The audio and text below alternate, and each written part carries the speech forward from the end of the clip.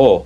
So, ang akin naman, balikan natin itong si Tatay Digong at tignan natin kung ano nga ba ang mga nangyayari kay Tatay Digong.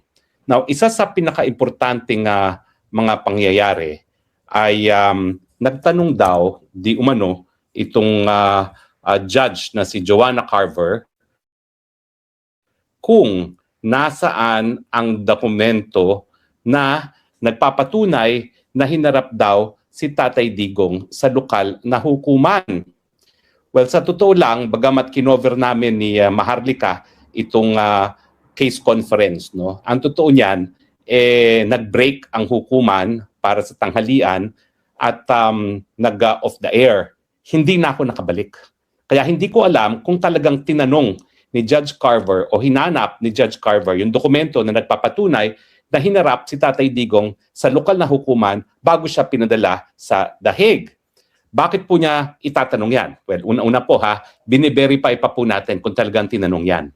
In fact, pinakiusapan ko yung isang aking kasama na itatago ko sa pangalan na Pebbles Duque na tignan kung ano nga yung tinanong nitong judge neto, si Joanna Carver, kung talagang tinanong nga niya nasaan ang dokumento na nagpapatunay na hinarap nga si Tatay Digong sa lokal na hukuman.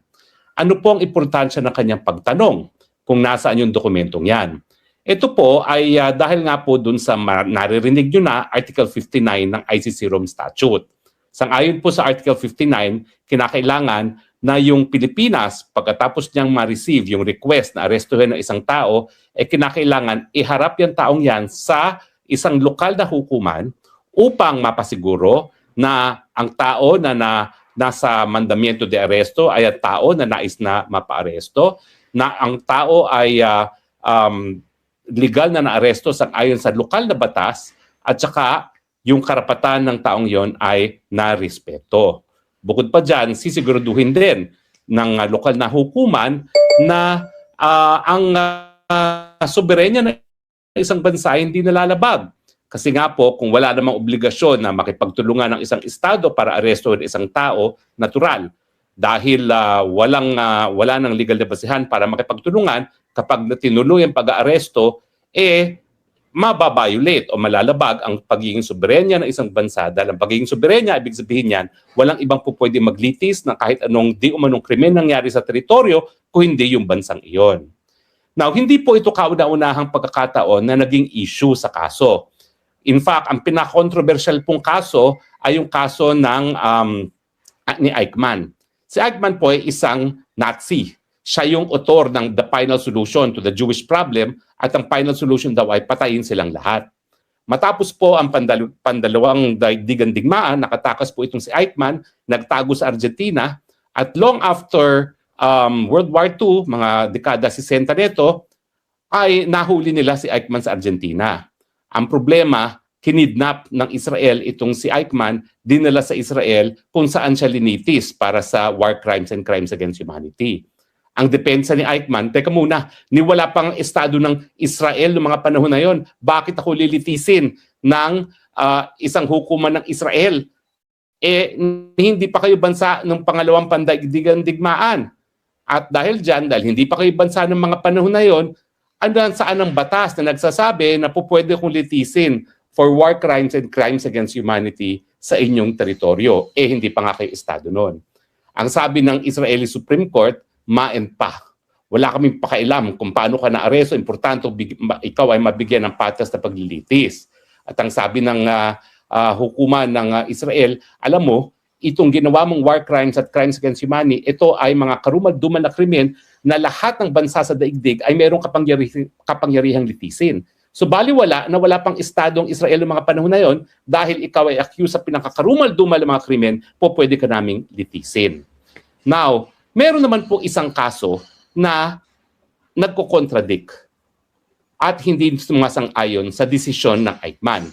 Ito po ay mas bagong desisyon ng South African Constitutional Court. Sa kanila po kasi, depende kung anong issue, ang pinakamataas na hukuman ay a Constitutional Court kung constitutional law issue or Administrative Court kung ito naman ay administrative case.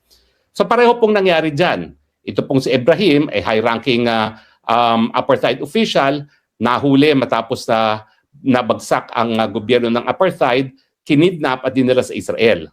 Ang sabi ng Constitutional Court ng South Africa, no, well, ang tingin namin, kung ang nais mangyari ng Estado ay makapagbigay ng katarungan, kinakailangan kung ang Estado ay pupunta sa hukuman, kinakailangan pumunta siya sa hukuman na malinis sa mga kamay, clean hands doctrine.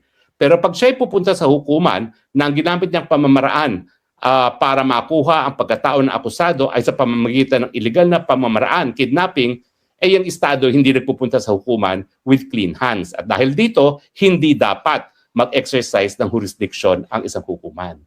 Ito po yung kauna-unahang kaso na nagsasabi na dapat kalimutan na natin yung Eichmann na yan dahil ngayon sa development sa karapatan ng pantao, importante na itaguyod natin ang karapatan ng tao bilang garansya sa pagmamalabis ng Estado at hindi po pwede ng Estado para makapagbigay ng katarungan ay pupunta sa hukuman na marumi ang kanyang mga kamay.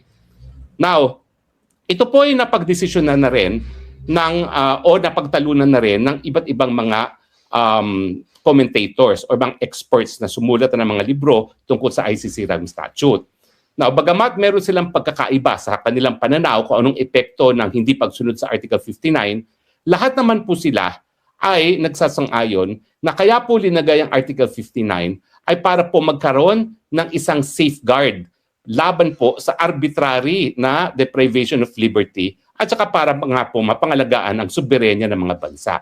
Ibig sabihin, hindi lang po ito procedural rule, yung paghaharap sa lokal na hukuman bago ipadala sa ICC.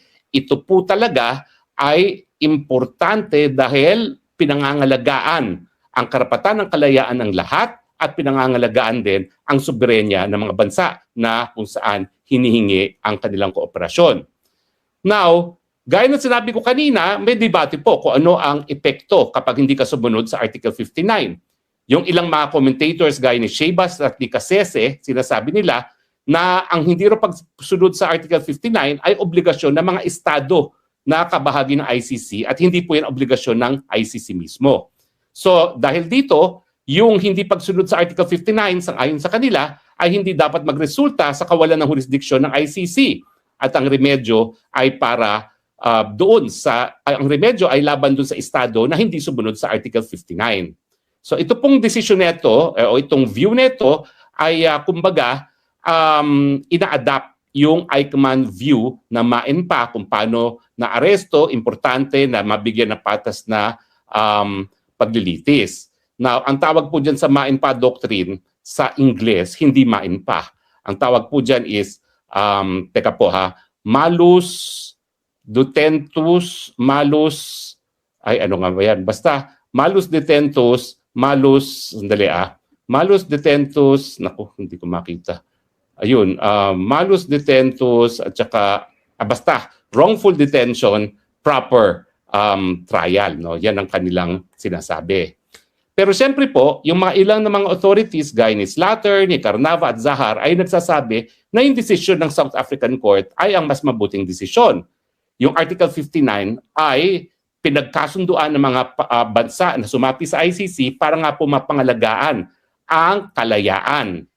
At dahil po dito, yung hindi pagsunod sa Article 59 ay maglalabag sa karapatan ng due process at ng karapatang pantao at dahil dito, hindi dapat mag-exercise ng jurisdiction ng ICC kapag hindi nasunod ng Article 59.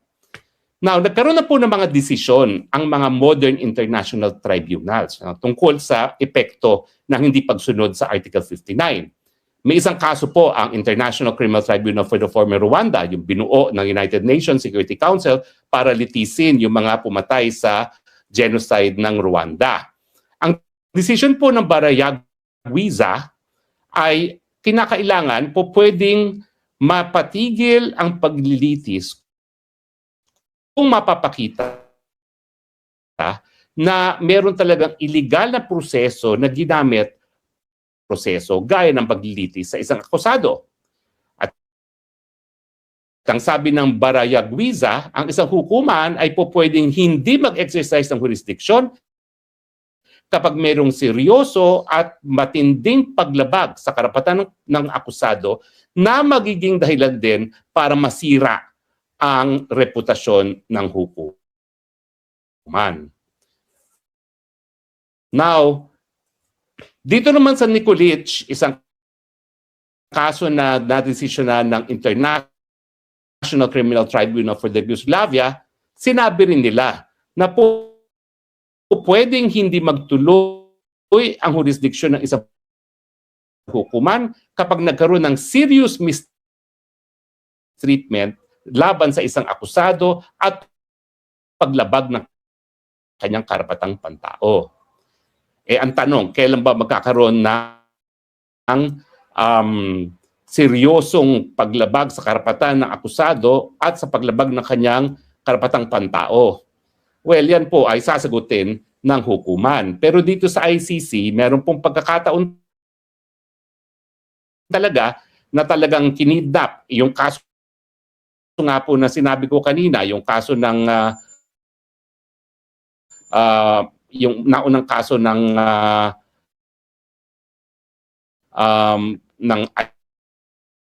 ICTY, yun po, kinidnap po yun galing sa Serbia at dinala sa Bosnia para litisin, no? Pero doon, ang sabi ng hukuman, magpapatuloy ang kaso kasi hindi naman ganun kalala yung paglabag sa karapatan pantao ng akusado. May isang kaso silang natin, ang kaso ni Ong Wen. Ang sabi ng ICC, parang pa-doctrine na na-identify na may akusado na binabanggit sa isang witness at siya.